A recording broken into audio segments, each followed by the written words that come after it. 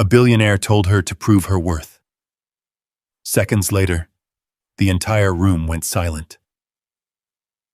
One cruel sentence, "Prove your worth," pushed Lena Brooks, a homeless woman, into a moment where her entire life stood exposed under the glittering lights of Chicago. But within minutes, the billionaire who mocked her would fall silent, realizing he had never truly seen her at all. The wind up on the rooftop cut sharper than it did on the streets below. It slipped between the glass panels and brushed across the candlelit tables, stirring napkins, rattling silverware, just enough to remind everyone that they were very high above the rest of Chicago. Below them, the city glowed in layers, neon blues, warm amber streetlights, distant headlights threading through traffic like veins of light.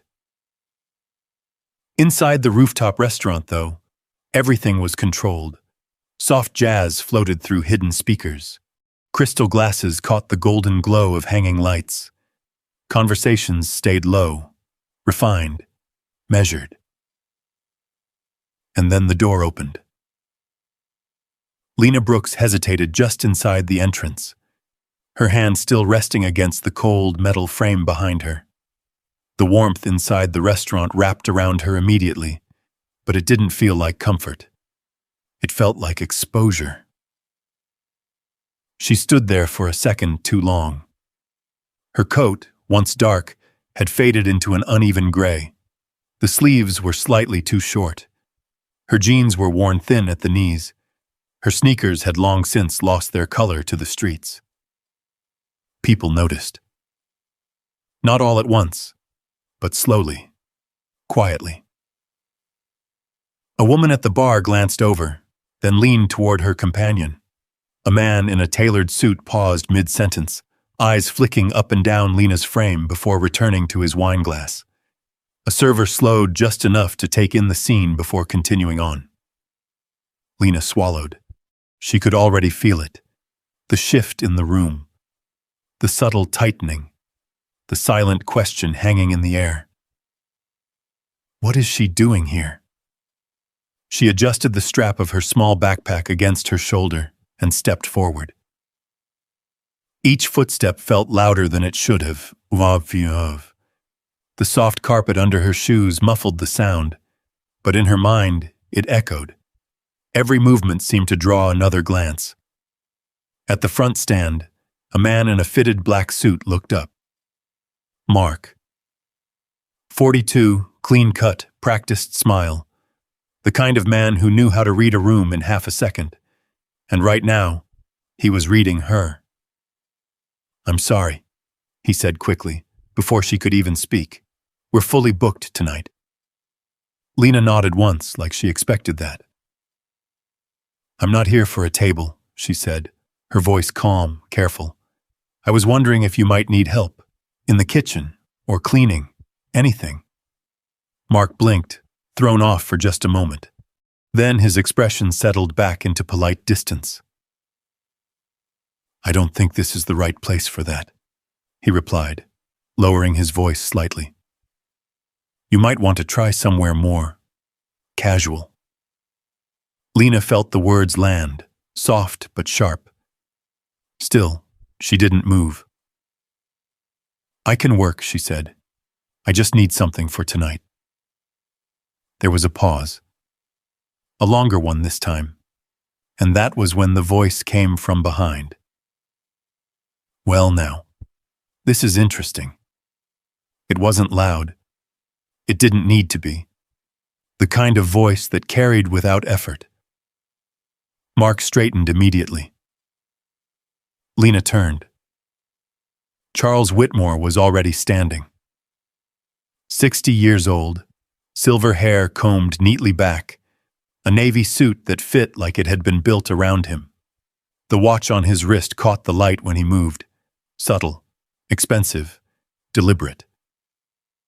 He didn't hurry. He never needed to. He approached like the room belonged to him, like every table, every glass, every person was simply part of a scene arranged for his convenience, which, in many ways, it was. People were watching now, not pretending anymore. Charles stopped a few feet in front of Lena and studied her. Not quickly, not casually. Slowly, like she was something placed in front of him to be evaluated. "Well," he said at last, tilting his head slightly, "you came all the way up here. That must mean you're confident in something." Lena met his gaze. There was something in her eyes, tired, yes, worn, but steady. "I just need work," she said. Charles smiled. It wasn't a kind smile. "Everyone needs something," he replied. "The question is, what do you offer in return?"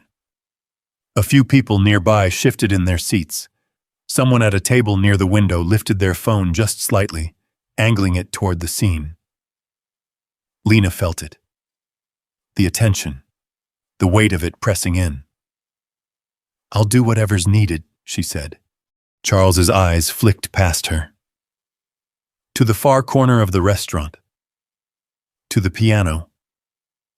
A black grand, polished so perfectly it reflected the overhead lights like water. It sat unused most nights, more decoration than instrument. Charles gestured toward it with a slow, deliberate motion. "Well then," he said, "let's make this simple." The room seemed to quiet without anyone saying a word. "If you want something," he continued, "prove you're worth something." Lena followed his gaze. Her chest tightened, not visibly, not enough for anyone else to see. But inside, something shifted. Charles's voice softened, just slightly. "Play something," he said. "Anything." A few quiet laughs rippled through the room. "Entertain us," he added. Mark opened his mouth, as if to intervene, but stopped himself. His eyes darted between Charles and Lena, calculating. No one moved. No one spoke. The city lights flickered beyond the glass walls, distant and indifferent. Lena stood still. Her hands, roughened from months of work that had nothing to do with music, hung at her sides. She hadn't touched a real piano in 8 months. Not since. She cut the thought off. Not here. Not now. Charles watched her closely, the faintest hint of amusement lingering at the corner of his mouth. "What's the matter?" he asked. "Changed your mind?" More phones were raised now, quietly, carefully, waiting, expecting. Lena took a breath. It didn't steady her, not completely. But it was enough. Slowly, she shifted her weight. One step forward, then another. The carpet softened her movement, but every eye tracked her anyway. She could feel them, all of them judging, curious, waiting for her to fail. She reached the piano. Up close, it was even more beautiful. The surface smooth, untouched. The keys hidden beneath a closed lid. For a second, her reflection stared back at her in the polished black finish. A version of herself she barely recognized. Lena lifted her hand, paused, then slowly opened the lid. The soft click echoed louder than it should have. Behind her, Charles folded his arms, settling in like a man about to enjoy a show he had already decided the ending to. The room held its breath. Lena pulled out the bench and sat down. Her fingers hovered just above the keys, not touching, not yet. The silence stretched, uncomfortable now. Heavy. Somewhere behind her, a glass clinked faintly. Someone shifted in their chair. Charles glanced at his watch. "Well," he said lightly, "we don't have all night." Lena didn't turn. Her eyes lowered to the keys. Her fingers trembled once, then stilled. And for the first time since she had walked into the room, she closed her eyes. The question hung in the air. Was she about to embarrass herself in front of an entire room full of strangers, or was something else about to happen? The silence stretched longer than anyone expected. It wasn't the polite kind of silence anymore. It had turned uneasy, restless. People shifted in their seats. A fork scraped lightly against a plate. Someone near the bar let out a quiet, nervous laugh that died almost immediately. Lena didn't move. Her fingers still hovered above the keys, close enough to feel the faint coolness rising from the ivory, but not touching. Behind her, Charles exhaled through his nose. Impatient. "Is this part of the performance?" he asked, just loud enough for the nearest tables to hear. A couple of guests chuckled again, more comfortably this time, as if reassured that things were returning to normal, that this would end exactly the way they expected. Lena opened her eyes. But she didn't look at the keys. She looked down at her hands. They didn't look like the hands she remembered. The nails were uneven, the skin rough, cracked in places from harsh soap and cold nights. Small scars lined her knuckles, quiet evidence of months spent surviving instead of living. For a second, doubt crept in. A quiet, dangerous thought. Maybe he's right. Maybe I don't belong here anymore. A voice from somewhere behind her cut through that thought. "Hey, are you okay?" Soft. Careful. Lena turned her head slightly. It was one of the servers. Angela, 35 maybe, her hair pulled back tight, apron tied neatly at her waist. She stood just a few steps behind Lena, holding a tray she had forgotten to deliver. There was something different in her eyes, not judgment, concern. "I can get you some water," Angela added quietly. "You don't have to." "I'm fine," Lena said gently. Her voice didn't shake. That surprised her. Angela hesitated, then gave a small nod and stepped back, though she didn't leave. She stayed close like she didn't quite trust the room to be kind. Lena turned back to the piano. The room was watching again. Waiting. Expecting. She could feel the weight of it pressing down on her shoulders, the same weight she had felt before. In audition rooms. In studios. In offices where people decided your worth in under a minute. Her chest tightened. And then, a sharp voice cut across the room. "Angela!" The sound made several people flinch. A man at a corner table leaned back in his chair, irritation clear on his face. Mid-40s, expensive suit, the kind of confidence that came from always being served first. "My wine?" he snapped, gesturing at his empty glass. Angela froze. "Hey, I'm sorry, sir," she said quickly, stepping forward. "I'll bring it right away." "You already said that 10 minutes ago," he interrupted, louder now. "What exactly am I paying for here?" The room shifted again. Some people glanced over, annoyed at the interruption.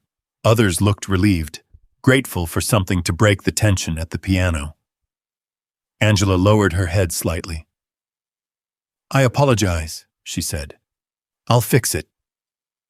"You better," the man muttered, waving her off dismissively.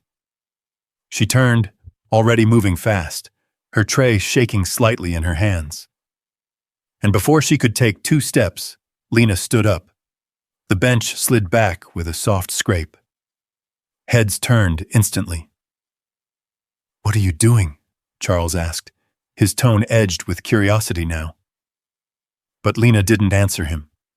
She walked past the piano, past the polished tables and flickering candles, straight toward Angela.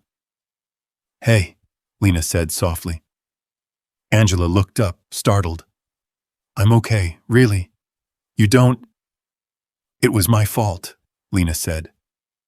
The words hung there for a second. Angela blinked. What? I stopped you, Lena continued, her voice calm, clear enough for nearby tables to hear. You were helping me. That's why you're behind. Angela stared at her, confusion mixing with something else, something like disbelief. That's not... It is, Lena said gently. The man at the table frowned. What is this? He demanded. Lena turned to him. I needed help, she said. She gave it. That delayed your order. That's on me. The man looked at her like she had just spoken in another language. You, he scoffed. You don't even... She's telling the truth, Angela cut in suddenly, her voice firmer than before. She hadn't meant to speak up. You could see it in her face. But she did. I stopped to talk to her, Angela added. That's why I'm late. The man leaned back again, studying both of them. Then he exhaled sharply, irritation fading just a little. Fine, he muttered. Just bring the wine. Angela nodded quickly. Yes, sir. She turned, hurrying toward the bar. Lena watched her go. For a moment, she just stood there. Then she turned back toward the piano. The room had changed. It wasn't loud. No one said anything. But something had shifted. A few of the guests were looking at her differently now. Not kindly. Not yet. But less certain. Charles noticed it too. His eyes narrowed slightly as Lena walked back toward the piano. That was unnecessary, he said. Lena stopped in front of him. Maybe, she replied. Charles studied her again, longer this time. You're not doing yourself any favors, he added. People like you should take opportunities when they're given. Lena held his gaze. People like me? She asked quietly. Charles smiled faintly. You know exactly what I mean. For a second, something flickered behind Lena's eyes. Not anger, something deeper, something tired. I do, she said. Then she turned away. Back to the piano, back to the bench. She sat down again, slower this time, more deliberate. Her hands rose once more, hovering over the keys. But now, something was different. The room wasn't just watching to see her fail anymore. They were watching to see what she would do. Behind her, Angela returned with the wine, setting it down carefully. As she passed, she paused just long enough to whisper, "Thank you." Lena didn't turn, but she heard it. And for the first time since she had walked in, her shoulders relaxed, just a little. Charles folded his arms again, though the amusement in his expression had thinned. "Let's try this again," he said. The room quieted. Lena closed her eyes once more. The city lights flickered in the glass. The hum of distant traffic rose faintly from below. Her fingers lowered. Closer. Closer, but still not touching. Because now the question had changed. This wasn't about proving something to him or to them. It was about something else entirely. Something she hadn't felt in a long time. Something buried beneath months of survival. Beneath loss. Beneath silence. Her fingers hovered a fraction of an inch above the keys, and the room held its breath again. Was she about to walk away from the one thing she had left, or was she finally about to take it back? Lena's fingers hovered just above the keys, suspended between two lives. The one she had survived, and the one she had buried. The room faded.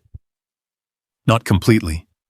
She could still feel the presence behind her, the weight of strangers, the quiet tension, the sharp edge of Charles Whitmore's expectation. But something deeper pulled at her. A memory. Not loud, not dramatic. Just steady. A different room. A different light. Detroit. The hum of an old radiator clicking in the corner. The faint smell of coffee and sheet music stacked too high on a worn wooden table. Her hands had been younger then. Softer, faster, confident. "You're rushing the middle," a voice had said gently. Lena's fingers had stumbled over the keys.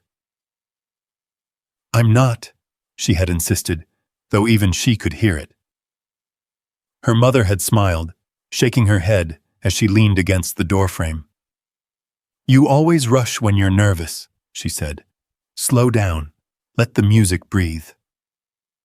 Back then, Lena had rolled her eyes. "I'm not nervous." Her mother had laughed quietly. "Then prove it." That same phrase, different meaning, different world. Lena blinked, the memory flickering away as quickly as it came. The rooftop returned, the cold air brushing against her skin. The faint clink of glass somewhere behind her. The pressure. But now it wasn't just pressure. It was something else. Something heavier. Because this wasn't the first time she had sat in front of a piano with something to prove. And it wasn't the first time everything had been on the line. Her jaw tightened slightly. Another memory rose, this one sharper. A studio. Bright lights, glass panels, a red recording sign glowing above the door. She had been 26 then. Headphones on, fingers flying across the keys. The producer behind the glass had leaned forward, eyes locked on her hands. "That's it," he had said into the mic. "That's exactly it." Lena had smiled without thinking. She remembered that feeling, the way the music had filled the space, the way it had made everything else disappear. For a moment, she had been exactly where she belonged. Then, cut it. The memory shifted. The same room, same piano, but colder. Different tone. "You'll be credited under the house name," the producer had said, not even looking at her this time. Lena had frowned. "What do you mean?" "It's standard," he replied, flipping through papers. "We own the track. We decide how it's released." "But I wrote that arrangement," she said. "That's mine." The producer finally looked up. Not unkind, just indifferent. "You got paid," he said simply. That had been the beginning. The slow unraveling. Not all at once, never all at once. One contract, one compromise. One "this is how the industry works" conversation after another. Until the music that had once been hers wasn't. And then came the hospital. White walls, too bright, too quiet. Her mother's voice, thinner now. "We'll figure it out," Lena had said, sitting beside the bed, holding a hand that felt lighter every day. "You always do," her mother had whispered, but she hadn't. Not that time. The bills had come faster than the work. The work had dried up faster than the hope. And when her mother was gone, the apartment followed, then the piano, then everything else. Lena's fingers twitched above the keys. The present snapped back into place. The rooftop, the silence, the people. She inhaled slowly. Her chest rose, held, then fell. Behind her, someone whispered, "Is she even going to play?" Another voice answered quietly, "I don't think she knows how." A soft chuckle followed. Lena heard it, all of it. But it didn't land the same way anymore. Because now, she understood something she hadn't allowed herself to face in months. She hadn't lost the music. She had left it behind, and those were not the same thing. Her hands lowered just slightly, not touching yet, but closer. Closer than before. Charles shifted his weight behind her. "You're wasting everyone's time," he said, his voice cool again, though the edge of certainty had dulled. Lena didn't respond. She didn't need to. Because for the first time since she had walked into the restaurant, she wasn't thinking about him at all, or the crowd, or the cameras quietly recording every second. She was thinking about something her mother had said years ago. "Music isn't something you perform, Lena. It's something you tell the truth with." Her fingers hovered just a breath above the keys, and she realized she hadn't told the truth in a long time. Not out loud. Not through music. Not since everything had fallen apart. Her throat tightened, but not from fear. From something deeper, something rising, something she had buried too carefully, too completely. Behind her, Angela stood still, watching. Mark lingered near the entrance, uncertain now, his earlier confidence gone. Daniel, the lawyer, leaned forward slightly in his seat, eyes fixed on Lena's hands. Evelyn Carter, across the room, had stopped mid-sip, her glass hovering just below her lips. Even Charles, even he, was watching differently now, still waiting for failure. But no longer completely sure it would come. The air felt heavier, charged, like the moment before a storm breaks. Lena exhaled slowly. And then, for the first time, her fingers touched the keys. Not pressing, just resting. Feeling. The cool surface beneath her skin. Familiar. Unchanged. Waiting. Her eyes closed again. And this time, she didn't hesitate. Because the question was no longer whether she belonged here. It was whether she was ready to take back what had always been hers. Her fingers pressed down, and the first note finally began to rise. It wasn't loud. It wasn't dramatic. It didn't crash into the room the way people expected. It arrived quietly, almost cautiously. A single tone, clear and steady, slipped into the air like it had been waiting there all along. For a second, no one reacted. A few guests exchanged glances, unsure if this was the beginning or a mistake. Charles tilted his head slightly, the faintest hint of skepticism returning to his expression. "That's it?" he muttered under his breath. But Lena didn't hear him. Or if she did, it no longer mattered, because the moment her fingers touched the keys, something shifted. Not in the room. Inside her. The second note followed the first, then another. Simple. Measured. Unhurried. Each one placed with intention. The melody didn't rush to impress. It didn't try to prove anything. It unfolded, like a conversation that had been paused for too long and was finally picking up again. Lena's shoulders eased. Her breathing steadied. The tension that had been locked in her body since she walked through the door began to loosen, piece by piece. Behind her, the faint clinking of silverware slowed, not because anyone told it to, but because people were starting to listen. Really listen. A man near the bar leaned forward slightly, his brow furrowing as if trying to place something just out of reach. At another table, a woman lowered her glass halfway to her lips and forgot to take the sip. The notes continued, still soft, still controlled, but now, fuller. Warmer. The sound filled the space differently than the background music had before, It didn't sit behind conversations. It moved through them. It demanded attention, without asking for it. Daniel, the lawyer, straightened in his chair. His eyes narrowed slightly, not in doubt, but in recognition. "That's not beginner work," he murmured, almost to himself. Across the room, Evelyn Carter slowly set her glass down. She hadn't moved since the first note. Now her gaze locked onto Lena's hands, her expression sharpening with focus. "Wait," she whispered. Back at the piano, Lena's fingers began to move with more confidence. The hesitation was gone.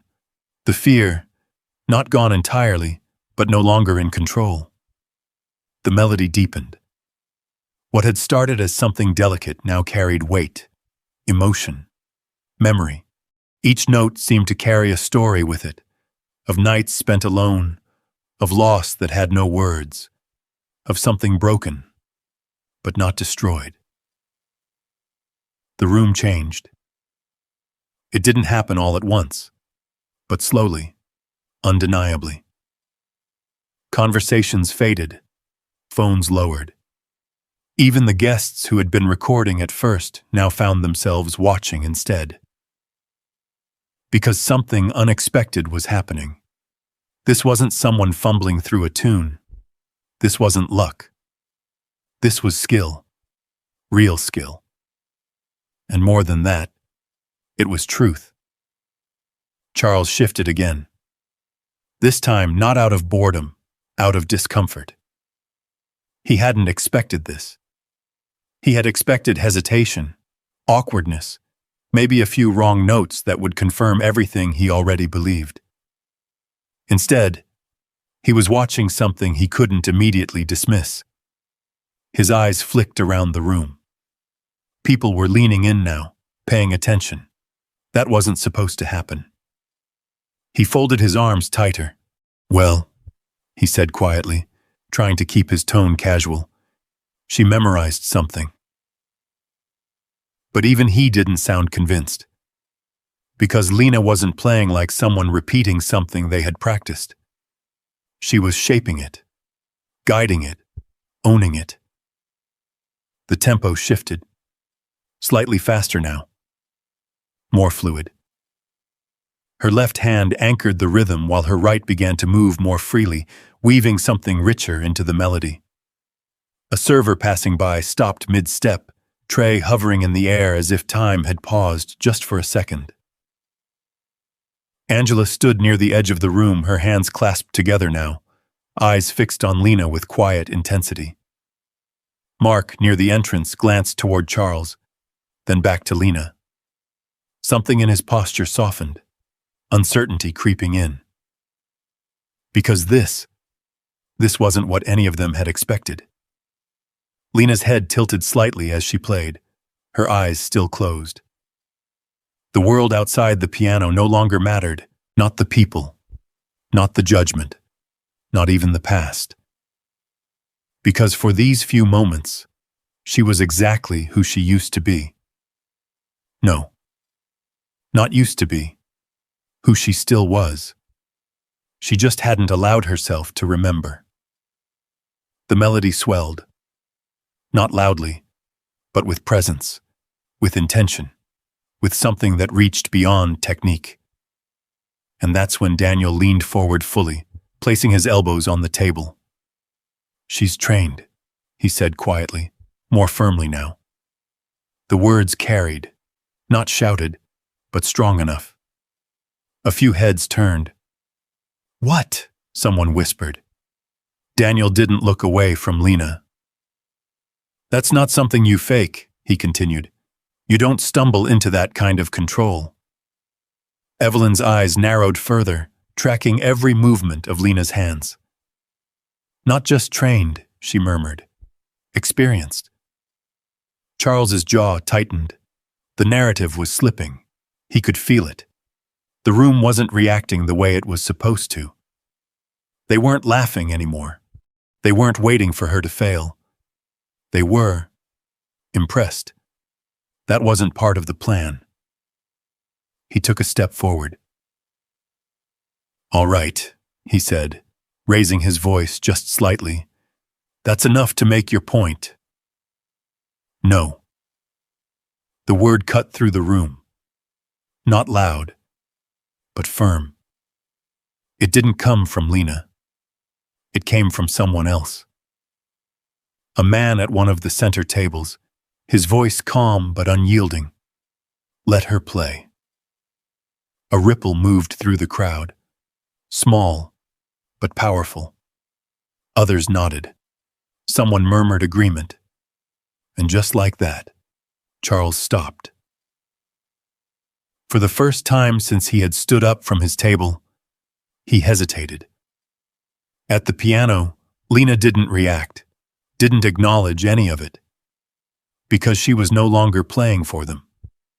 She was playing for something deeper, something she had almost lost. The music grew, not louder, stronger, more certain. Her fingers moved faster now, the notes cascading into one another with increasing complexity. The room leaned in, breath held, eyes fixed. And somewhere, quietly, beneath all of it, a new question began to form. Not will she fail, but who is she? The question didn't come from one person. It spread. Softly at first, like a ripple beneath the surface, then louder, carried in hushed voices, in glances exchanged across tables, in the subtle shift of bodies leaning closer instead of turning away. Because whatever they had expected, this wasn't it. Lena's fingers moved faster now. The hesitation that once lingered in her wrists had vanished completely. In its place was something fluid, something alive. Her hands no longer hovered. They flew. The melody she had started so carefully began to expand, unfolding into something richer, more demanding, more dangerous. The rhythm deepened, her left hand steady and grounding, while her right danced across the higher notes, weaving patterns that no amateur could fake. Each note landed clean, precise, intentional. And the room, once filled with the quiet arrogance of wealth, now held something entirely different. Reverence. Not complete, not yet, but growing. At the bar, the man who had laughed earlier leaned forward, elbows resting on polished wood, his drink forgotten. "Is that?" he began, but didn't finish, because he didn't have the words. Across the room, a couple who had been mid-conversation now sat frozen, their plates untouched. Even the flicker of candlelight seemed slower, as if the air itself had thickened. Angela hadn't moved. Her tray sat abandoned on a side table, her hands clasped tightly together now, her lips slightly parted. She wasn't watching a stranger anymore. She was watching someone become something. Or maybe return to it. Lena's breathing stayed steady. Inhale. Exhale. Her shoulders relaxed further with every passing measure, like she was settling into a rhythm she had always known. The piano responded to her touch. Not just sound, but emotion. The kind that slipped past defenses, that reached people before they had time to decide how they felt about it. Daniel's gaze sharpened. He wasn't just impressed anymore. He was analyzing. Tracking the structure of the music, the transitions, the subtle shifts in tempo that only someone deeply trained would even attempt. "She's not just playing," he murmured, his voice low but certain. "She's controlling it." Evelyn didn't respond. She had leaned forward now, her elbows resting lightly on the table, her eyes locked onto Lena's hands. Her expression had changed completely. No longer curious, no longer skeptical. Focused, intent. Like she was searching for something she had lost, and might have just found. At the center of it all, Charles Whitmore stood still. Too still. His arms were still folded, but the ease had drained from his posture. The small smile he had worn earlier had disappeared entirely. Because this was not a trick. This was not luck. And it was becoming harder by the second to pretend otherwise. The music shifted again. Faster now. The notes began to cascade, building into something more intense. Not chaotic, but controlled power. Like a storm forming far out at sea, its presence undeniable long before it reached shore. A soft gasp escaped from somewhere near the back of the room. Someone else whispered, "No way." Phones that had once been raised for amusement were now held steady for a different reason. To capture something real, something unexpected. Lena's head tilted slightly as she leaned into the rhythm, her fingers crossing, lifting, striking with precision that seemed effortless, but wasn't.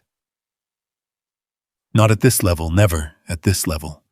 Her right hand surged upward, pulling the melody into a sharper climb, while her left anchored the piece with unwavering control. And then she pushed. The tempo climbed again. The room felt it. Not just heard it, felt it. The energy shifted, tightening like a wire pulled too taut. And suddenly, there was no more doubt. No more quiet laughter. No more whispered judgment. Only attention. Pure and complete. Even Charles felt it now. The realization. Unwanted. Uncomfortable, but undeniable. He took a step closer without meaning to. Just one. As if proximity might give him control again. But it didn't. Because the further Lena moved into the music, the further he slipped out of it. The narrative he had created was unraveling. Right in front of him.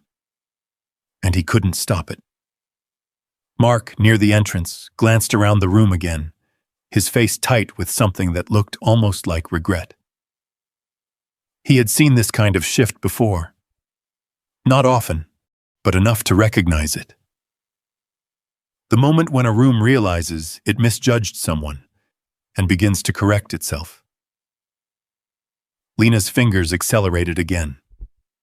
The notes now came in rapid succession, intricate and demanding. Not just technically difficult, but emotionally layered. She wasn't just playing for sound. She was telling something. Something heavy. Something buried. The melody twisted, dipped, then rose again, stronger, more urgent. And for a brief second, her eyes opened. She didn't look at the crowd. She didn't look at Charles. She looked straight ahead. At nothing, at everything. And in that moment, anyone watching closely could see it. The pain, the loss, the years that had carved themselves into her, and the strength it had taken to carry all of it and still sit here now, still play, still choose not to break. Evelyn inhaled sharply. "There it is," she whispered. Daniel glanced at her. "What?" "That phrasing," she said, almost to herself. "That control, that emotion." Her voice trailed off.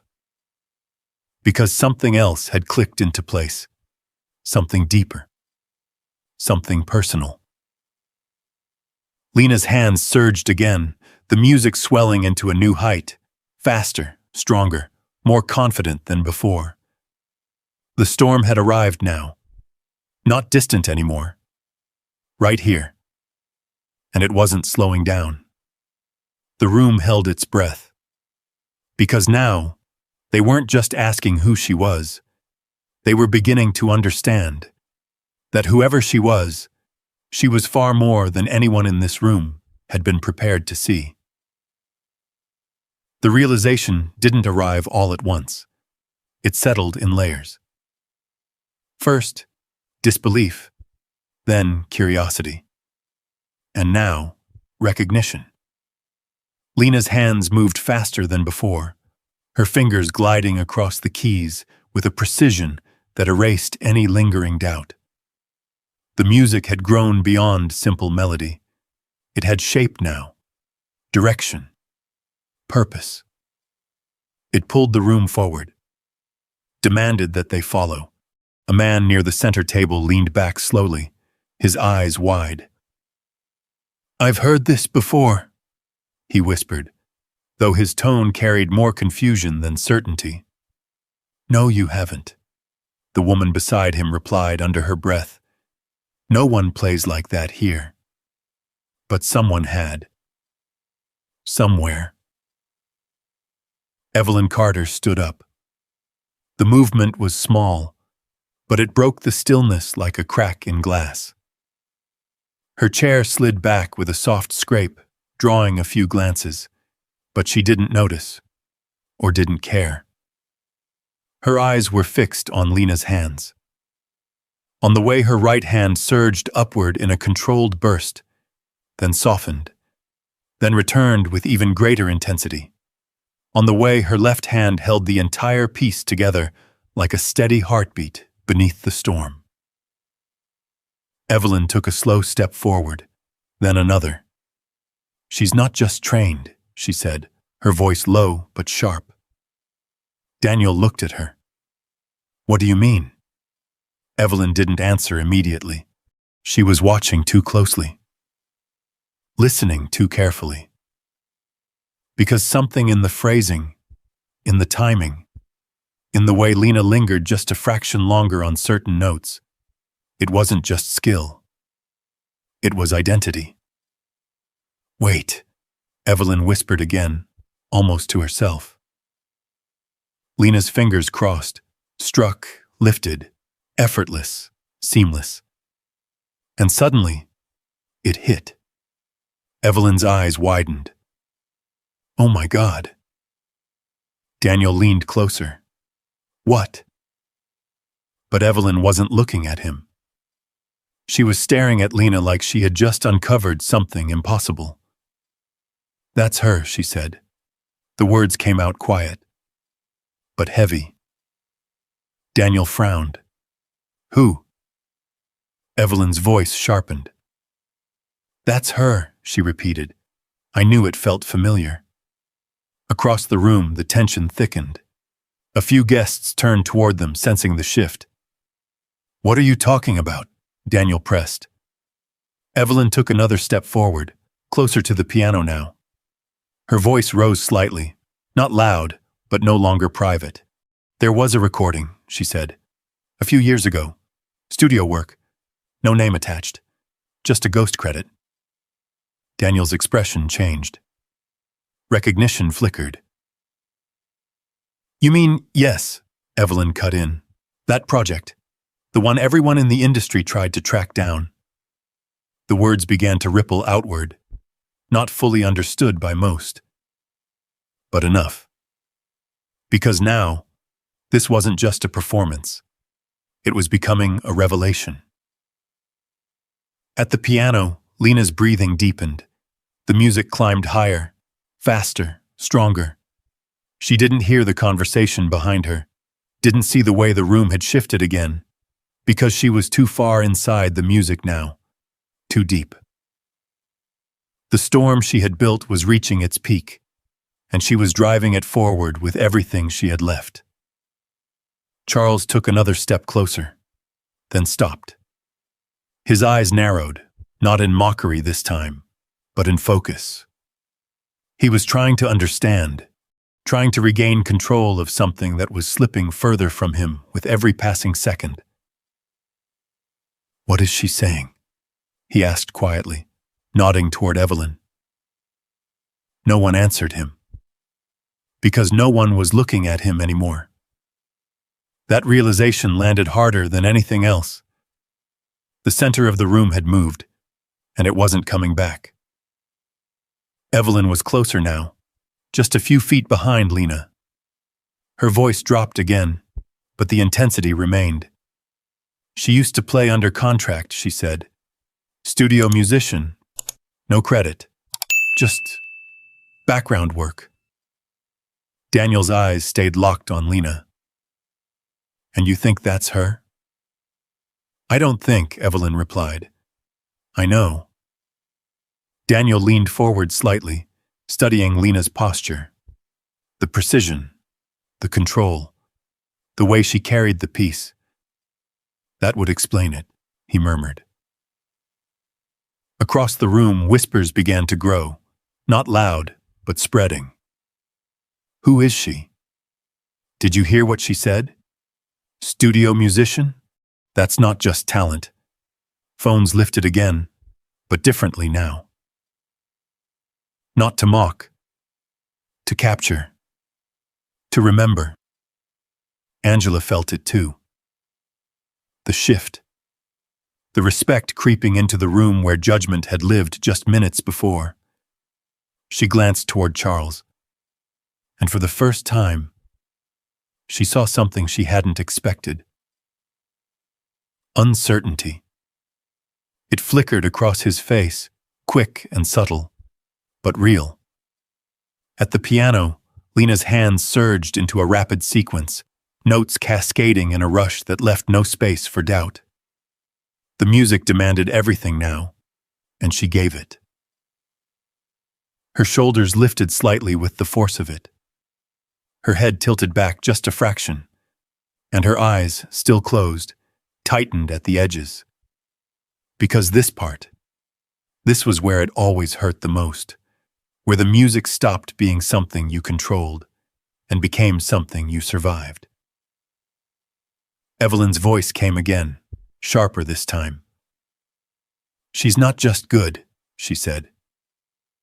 Daniel didn't respond. He didn't need to. Because now, everyone could hear it. This wasn't someone who had once been talented. This was someone who still was. Fully. Undeniably. And suddenly, a new question took hold of the room. Not who is she, but why is she here? Why is someone like that standing in worn clothes, playing for a meal? Charles felt that question too, and it unsettled him more than anything else. Because it didn't fit. It didn't align with the world he understood. People like her didn't belong in places like this. And yet, here she was. Not asking. Not begging. Not even proving anything anymore. Just showing. And in doing so, unraveling everything he thought he knew. Lena's fingers struck a final rapid sequence in this movement, and for a brief moment, the room felt like it might break under the weight of it. The music hung in the air, trembling, alive, and the realization settled deeper than before. This wasn't just a performance. This was someone reclaiming something that had been taken.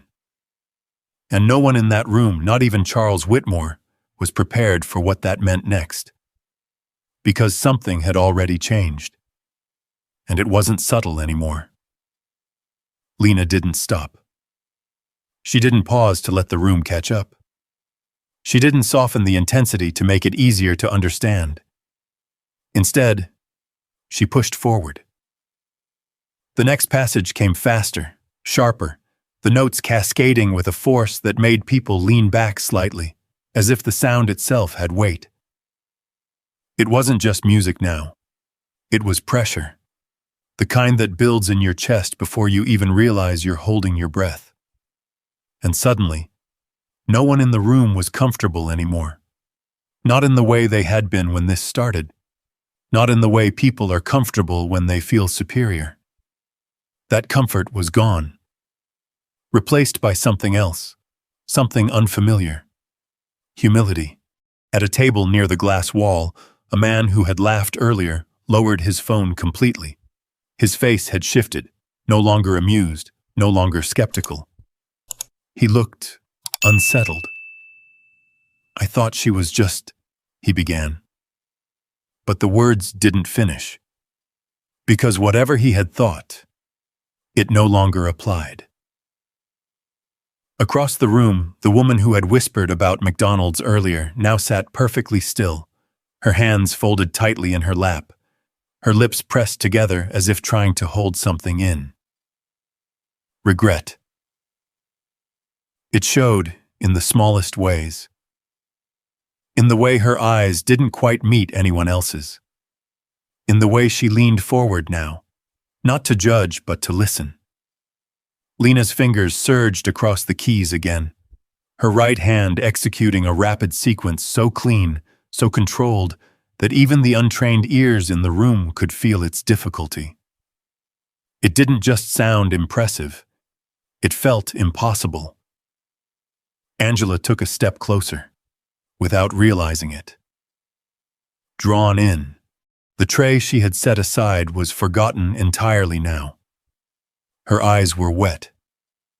She didn't wipe them, didn't even seem to notice, because she wasn't seeing a stranger anymore. She was seeing something rare, something real. At the center of it all, Charles Whitmore stood frozen. Not physically. He still moved, still adjusted his posture, still attempted to maintain the image he had built over decades. But inside, something had stalled. His mind ran through explanations, searching for one that would put him back in control. A trick. A coincidence. A one-time performance memorized for survival. But none of it held. Because the longer Lena played, the more obvious it became.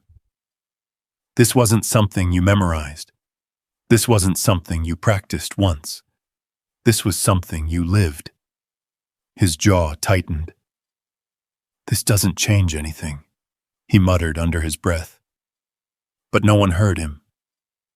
And even if they had, it wouldn't have mattered, because he wasn't the one controlling the room anymore.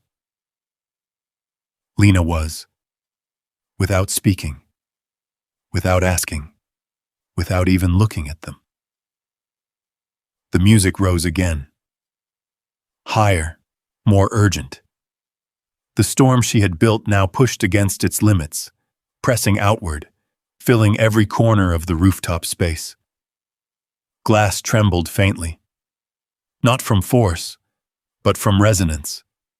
From the way the sound carried through the structure, vibrating through polished floors and metal frames. Daniel leaned forward further, his expression no longer analytical. Now it was something else. Respect. "You don't hear this outside of a concert hall," he said quietly. Evelyn didn't respond, because she was already moving. She stepped closer, closer still, until she stood just a few feet behind Lena, watching every movement, every shift of her hands. Her breathing had changed. Slower, measured, like she was trying to absorb every detail, because she knew moments like this didn't come often. And when they did, you paid attention. Lena's left hand dropped into a deeper register, anchoring the piece with a darker tone, while her right hand surged upward again, striking notes that cut clean through the air. The contrast hit hard, low and high, heavy and light. Pain and control. The room felt it. Not just as music, but as something emotional, something human. A man near the back cleared his throat, but it came out uneven. Another guest blinked rapidly, as if surprised by the sting in their eyes. Because this wasn't just impressive anymore. It was personal. And that made it uncomfortable. Because now, they weren't just watching her. They were seeing themselves, their assumptions, their quick judgments, their certainty. All of it exposed. Lena's fingers didn't slow. If anything, They accelerated again. Her shoulders moved with the rhythm now, subtle but undeniable, her entire body engaged in the motion. She wasn't sitting at the piano anymore. She was inside it. Part of it. And the music, though. The music was no longer something she was giving. It was something she was releasing, something that had been held back too long, too tightly. Behind her, Charles took another step forward, this time not by accident. He needed to be closer, needed to see it for himself, needed to find something, anything, that would make sense of this. But the closer he got, the worse it became. Because now he could see her hands clearly, the precision, the control, the strength behind every movement. There was no doubt left, not even for him. And that was the most unsettling part. His world had always been simple. Clear lines, clear roles. People either belonged or they didn't. And Lena Brooks, standing here playing like this, destroyed that idea completely. The music surged toward another peak. Faster, sharper. The notes came like a rush of wind, layered and complex, building into something that felt almost too much to hold. The room leaned into it. No one moved. No one spoke. And for the first time since this began, no one was waiting for her to fail. They were waiting to see how far she would go. Evelyn's voice came again, barely above a whisper. "This is professional level," she said. "Top tier." Daniel nodded once. More than that. Evelyn didn't disagree. Because deep down, she already knew. This wasn't just talent. This was someone who had been somewhere before, somewhere important. And the question pressing harder now, louder than before, was no longer just who she was. It was, who had let her disappear? Lena's hands struck another rapid sequence, and the sound cut through the room like lightning. Sharp, brilliant, unavoidable, and as the final notes of this passage hung in the air, the silence that followed felt heavier than anything that had come before. Because now, everyone in that room understood one thing. This wasn't a mistake. This wasn't luck. And whatever happened next would not belong to Charles Whitmore anymore. He felt it before he fully understood it. That subtle, irreversible shift. The kind that didn't announce itself, didn't ask permission, just happened. The room had turned. Not loudly, not dramatically, but completely. Lena's hands moved with a force that no longer needed to prove anything. The storm she had built now roared at full strength, each note striking with precision, each phrase unfolding with authority. She wasn't asking to be seen anymore. She was being seen. And there was nothing anyone could do about it. Charles cleared his throat. A small sound. But in a room that quiet, it should have carried. It didn't. The music swallowed it whole. He frowned. Tried again. Louder this time. "That's enough," he said. His voice cut across the air and vanished. Not physically. People heard it. But no one responded. Because Lena didn't stop. And that changed everything. Charles took a step forward, irritation creeping back into his posture. "I said that's enough, still. Nothing." Not a single person moved to support him. Not Mark, not the guests, not even the ones who had laughed with him earlier. Instead, something unexpected happened. "Let her finish." The voice came from the left side of the room. Firm, calm, unapologetic. Charles turned sharply. A man in his late 50s sat upright at his table, his gaze steady, unafraid. "I'm in the middle of my lunch," Charles replied coldly. The man didn't flinch. "And we're in the middle of something rare," he answered. A few murmurs of agreement followed. Soft, but real. Charles felt the shift tighten. He wasn't used to this. Not here. Not anywhere. His authority didn't just come from money. It came from expectation. From the silent agreement that when he spoke, things happened. But now, that agreement was breaking. Piece by piece. Behind him, another voice spoke up. "She deserves to finish." A woman this time, then another. "Yeah, let her play." More murmurs. More nods. The room was aligning. Not with him. Against him. Charles's jaw tightened. He turned back toward Lena, as if proximity might restore control. But the closer he stood, the smaller he felt. Because now he could see her clearly. Not the clothes, not the exhaustion, not the woman he had dismissed. But the artist. Her fingers moved with absolute certainty, every motion deliberate, every strike of the key carrying weight and purpose. There was no hesitation left, no doubt, only command. The music surged again, climbing higher, faster, pushing toward something inevitable, and the room followed. Phones were no longer held casually. They were steady now, focused, streaming, recording, sharing. Near the bar, a young woman whispered into her phone, her voice trembling with excitement. "I don't know who she is, but you need to see this," she said. This is insane." On the screen, comments began to flood in. People asking questions, people guessing, people recognizing something they couldn't yet name.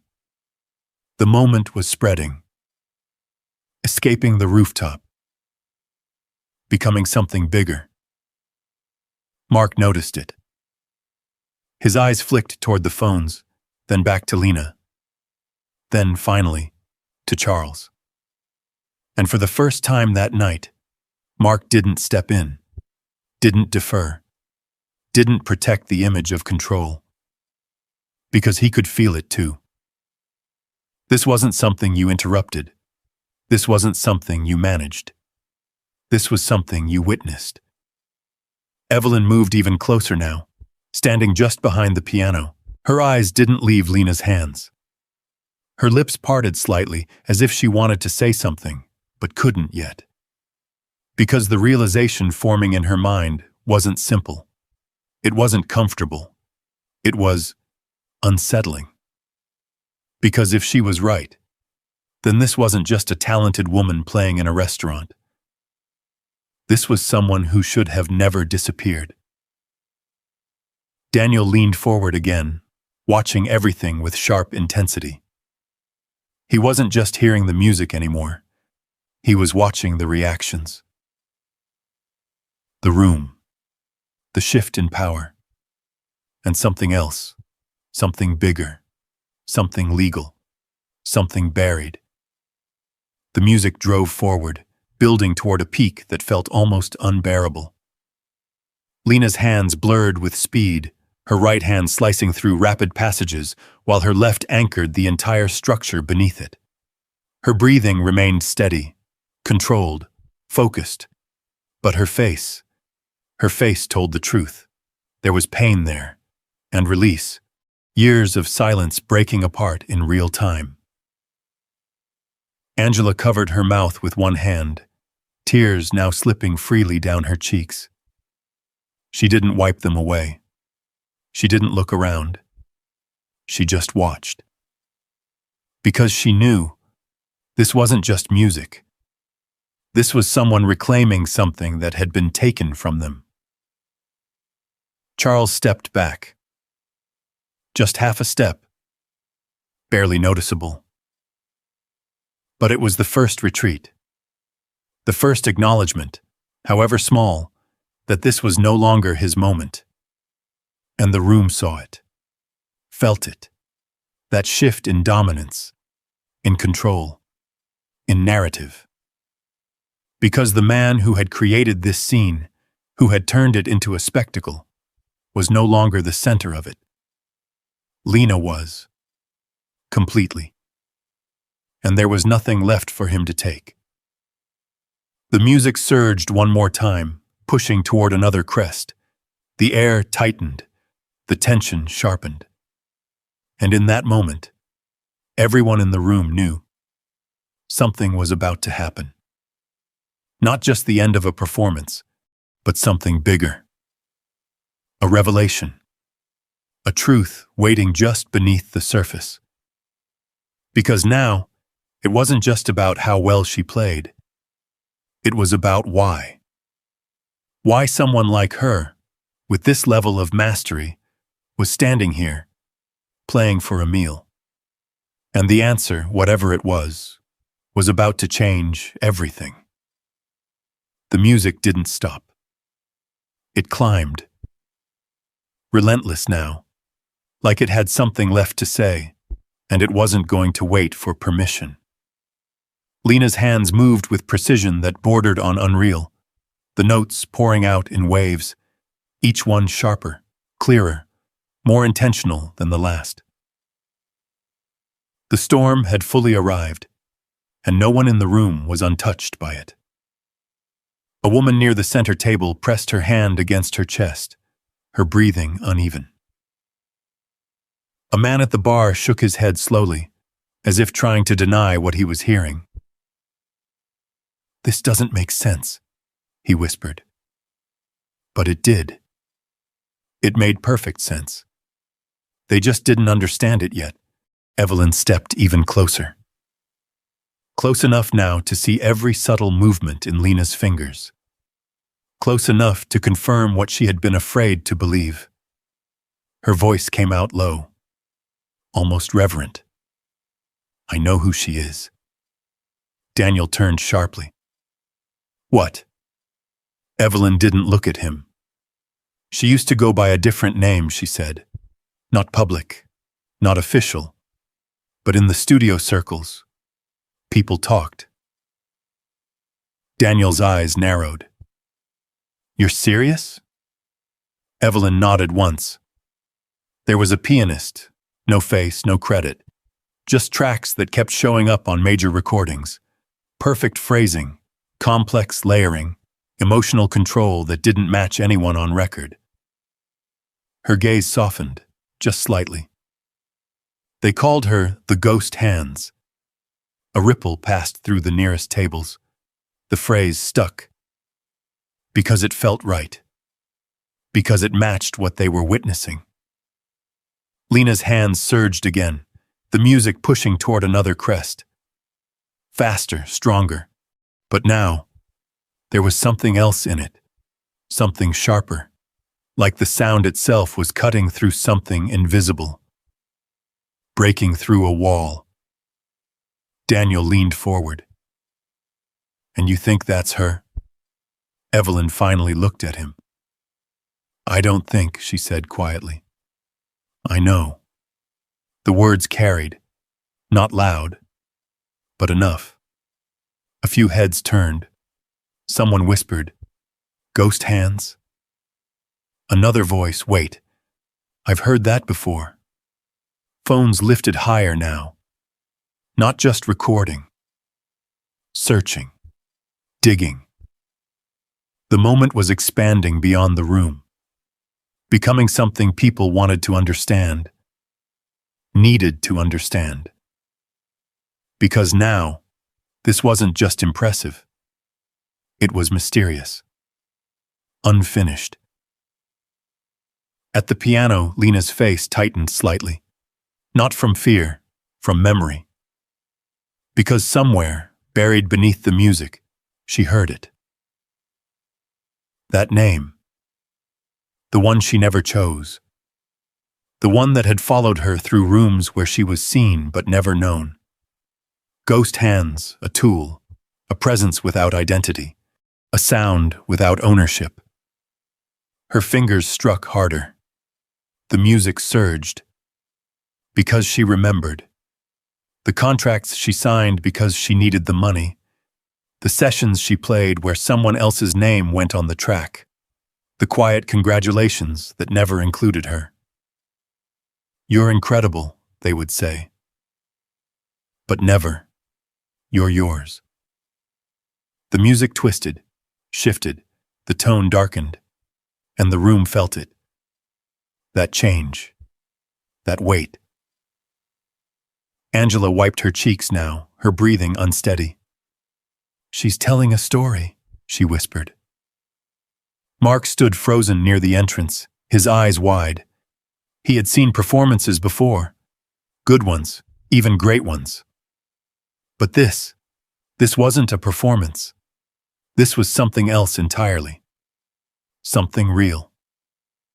Daniel spoke again, quieter this time. What happened to her? Evelyn didn't answer immediately. Because the truth, the real truth, was harder to say out loud. "I heard rumors," she said finally, "that she left, or was pushed out. Depends on who you ask." Daniel frowned. "Pushed out?" Evelyn nodded slowly. "Contracts, ownership disputes, money, power. The usual things that decide who gets to stay and who disappears." Her eyes flicked briefly, toward Charles, then back to Lena. The implication hung there, unspoken but heavy. Charles felt it, even before anyone said anything. That shift, that attention. It wasn't just on Lena anymore. It was starting to circle, to connect, to question. His jaw tightened. "What are you implying?" he asked, his voice low but sharp. Evelyn didn't respond. Not directly, because she didn't need to. The room was already beginning to ask the question for her. At the piano, Lena's hands moved faster. The final section was building now. Closer, closer. The storm tightening, preparing for impact. Her breathing deepened.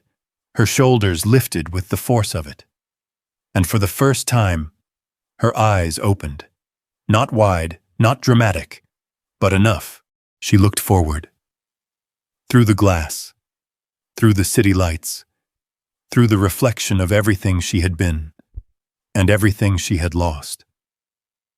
The music surged again. And this time, it carried something undeniable. Not just skill, not just control, but truth. The kind that doesn't ask permission. The kind that forces people to see what they missed. And suddenly, the room wasn't just watching a performance anymore. They were watching a story unravel, a truth being revealed, piece by piece. And the question that had started as curiosity was becoming something sharper, something dangerous. Because now, they weren't just asking who she was, they were asking who let her fall this far and who was responsible. The question didn't explode. It spread, quietly, dangerously, like something slipping beneath the surface before anyone realized how deep it went. Lena's hands moved faster. The final climb had begun. Each note sharper now, more urgent, less forgiving. The music no longer asked to be heard. It demanded to be understood. And the room, every person in it, felt the shift. Because the question wasn't abstract anymore. It wasn't about the industry or bad luck. It was becoming personal. Specific, directed. Daniel leaned forward, his voice cutting through the silence between notes. "There was a company," he said, low but firm. "About 2 years ago. Lawsuits, quiet ones. Artists claiming their work was taken, buried under corporate ownership. A few heads turned. People listened. Because now it wasn't just music. It was a story. Evelyn nodded slowly. I remember, she said. They settled fast. Nothing went public. Daniel's eyes narrowed slightly. That's because the company had backing. A pause. The kind that holds meaning. The kind that doesn't need to be explained. Evelyn didn't look at Lena this time. She looked at Charles. And powerful investors. The room shifted. Subtly, but unmistakably. Charles felt it immediately. The direction of attention. The weight of it. His posture stiffened.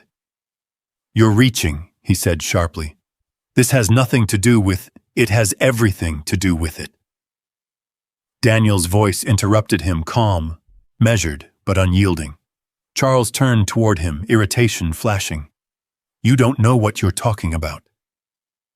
Daniel didn't raise his voice. Didn't need to. I know contracts, he said, and I know patterns. He glanced toward Lena, then back at Charles. Artists disappear when the system decides they're easier to replace than respect. The words landed. Hard. A few guests exchanged uneasy looks. Because now, this wasn't just uncomfortable. It was exposing something. Charles exhaled sharply. This is ridiculous, he said. You're turning a performance into some kind of explanation? Evelyn cut in. Her voice wasn't loud, but it was precise.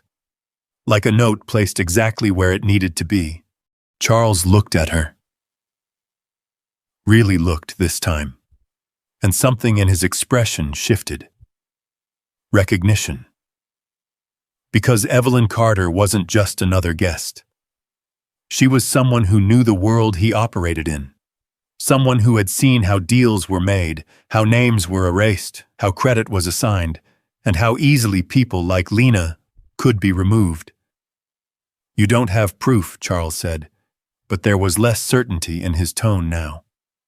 Evelyn didn't respond immediately.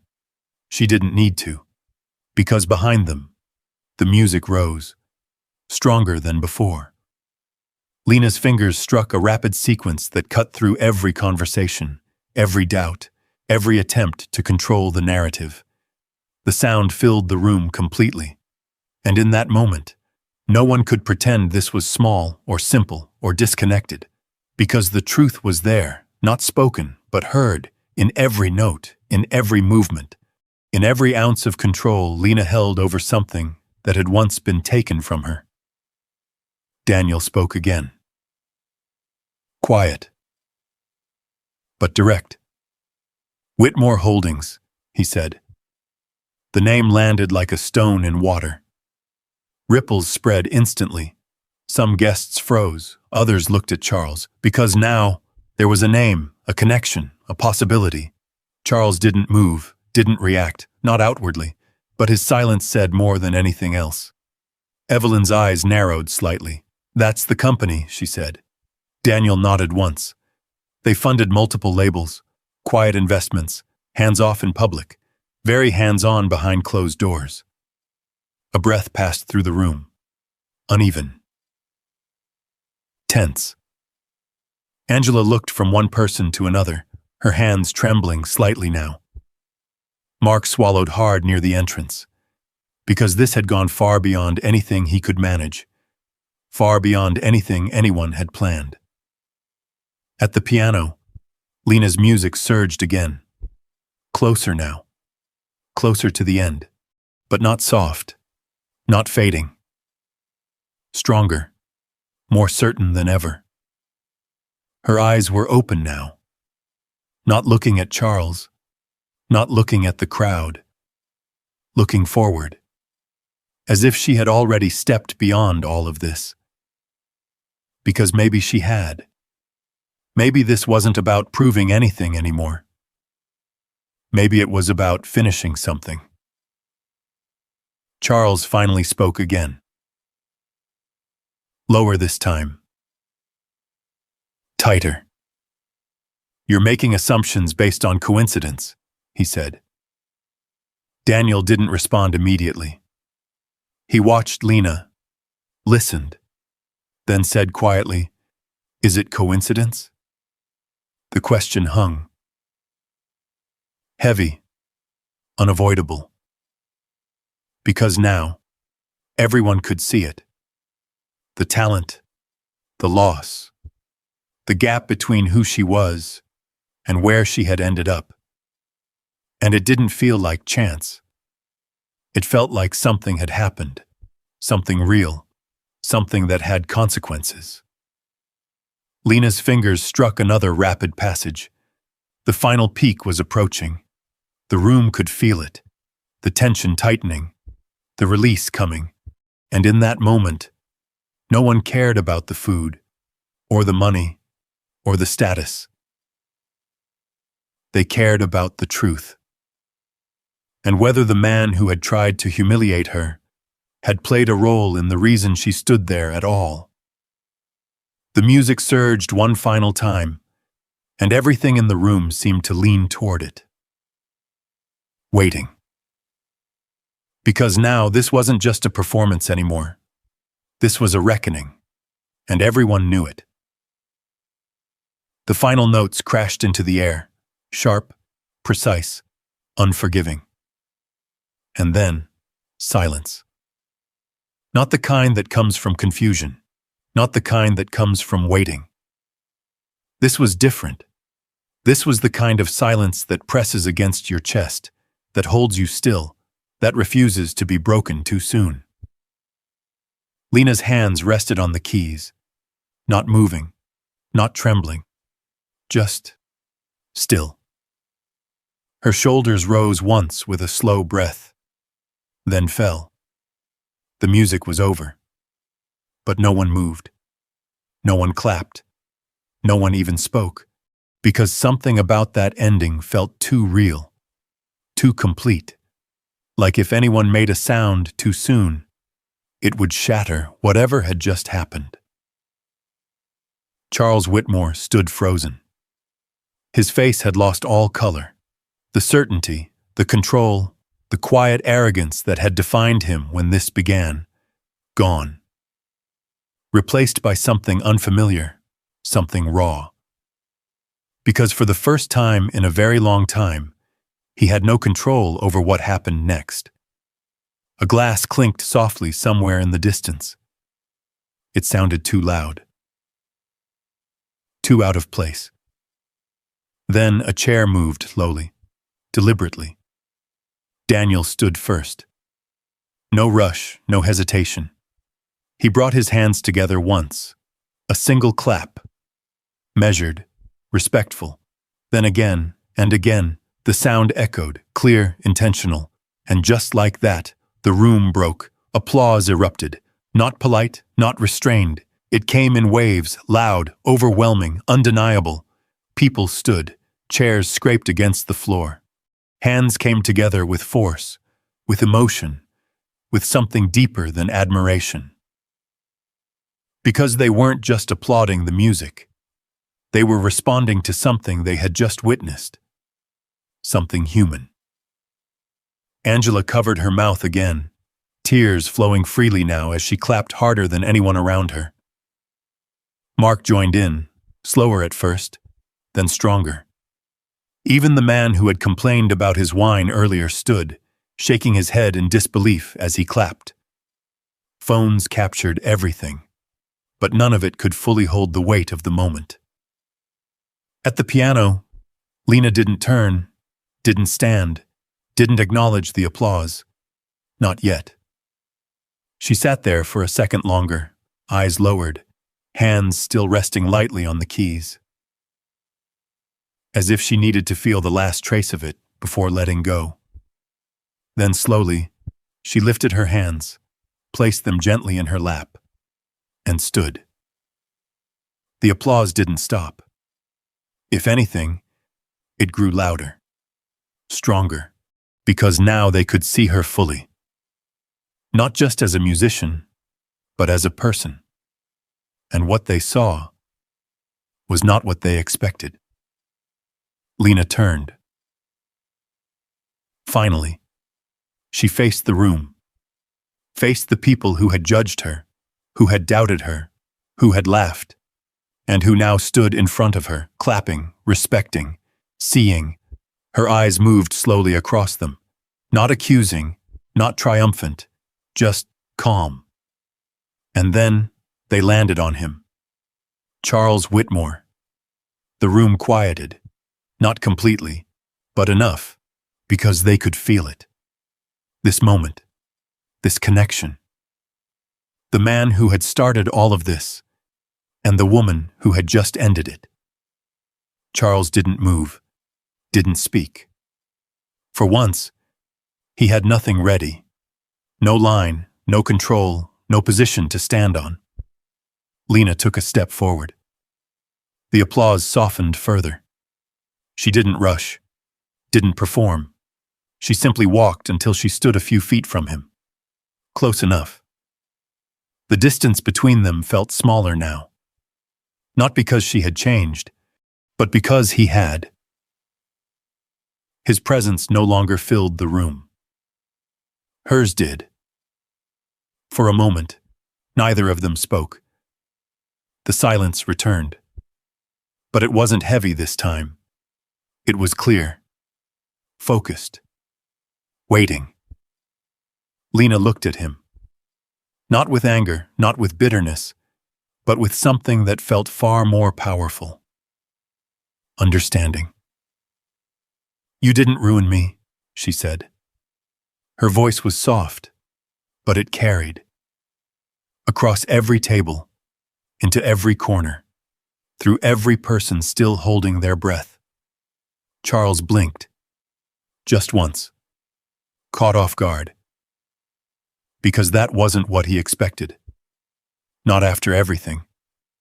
Not after what had just been revealed.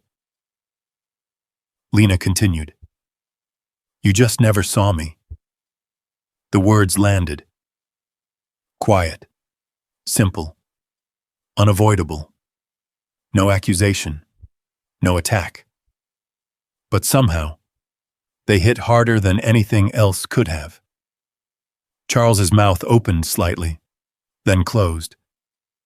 Because there was nothing to say. Nothing that would fix this. Nothing that would undo what had just happened. Behind them, someone lowered their phone. Another wiped their eyes. Because this was the moment. Not the music. Not the applause. This. Lena held his gaze for one more second. Then, she stepped back, not waiting for a response, not needing one. Because whatever needed to be said had already been said. The room exhaled slowly, collectively. And in that breath, everything changed. Not all at once, not with a single moment of applause or a dramatic exit, but in the quiet aftermath that followed. The room didn't rush back to normal. It couldn't. Something too real had just happened, and everyone knew it. Lena stepped back from Charles Whitmore, her words still hanging in the air like the final echo of her music. "You didn't ruin me. You just never saw me." No one clapped now. No one spoke. Because the moment didn't call for noise anymore. It called for understanding. Charles stood there, still as stone, his face tight, not with anger, not even with pride, but with something far more unfamiliar. Exposure. For the first time in years, maybe decades, he wasn't the man in control of the room. He was the man being seen, and not in the way he had built his life around. His phone buzzed in his pocket. Once, then again, then continuously. Messages, calls, alerts, The ripple had already begun. Across the room, phones were still raised, but now they weren't just recording, they were sharing. Posting, sending the moment out into the world. The story had left the rooftop, and it wasn't coming back. Daniel stepped forward, slipping his phone into his pocket, his expression focused. "This doesn't end here," he said quietly, more to himself than anyone else. Evelyn nodded beside him. "It shouldn't," she replied. Her eyes remained on Lena, not analyzing anymore, not searching, just recognizing, because she understood what this moment really was. Not a comeback. Not a miracle. A correction. A truth returning to where it should have always been. Mark approached slowly, his earlier confidence gone, replaced by something far more human. Respect. "Miss Brooks," he said carefully. Lena turned toward him. He hesitated, then nodded once. "Dinner's on the house," he said. "Whatever you want." Lena held his gaze for a moment, then shook her head gently. "I didn't come here for that," she said. Her voice wasn't proud, wasn't defensive, just honest. Mark nodded again, understanding something he hadn't before. Still, he said quietly, "You're welcome here." That mattered more than the meal. Angela stepped forward next, her eyes still red, her smile soft. "You didn't have to do that earlier," she said. Lena smiled faintly. "I know." Angela let out a breath that sounded almost like a laugh. "People don't usually do things like that anymore." Lena's smile lingered. "Maybe they should." Angela nodded slowly. "Yeah, maybe they should." Across the room, the energy continued to shift. Guests who had once watched with curiosity now moved closer, not to crowd her, but to thank her. A man in his 60s extended his hand. "That was the most honest piece of music I've heard in years," he said. A woman beside him added quietly, "You reminded me why I fell in love with piano in the first place." Lena listened, didn't interrupt, didn't deflect. She simply nodded, accepting the words without needing them. Because for the first time in a long time, she didn't need validation. She already knew who she was. Evelyn stepped forward last. No rush, no hesitation, just purpose. "Lena," she said. "Not Miss Brooks, not a question, a name." Lena looked at her. Recognition flickered, not from memory, but from instinct. Evelyn extended her hand. "I've been looking for you," she said. Lena tilted her head slightly.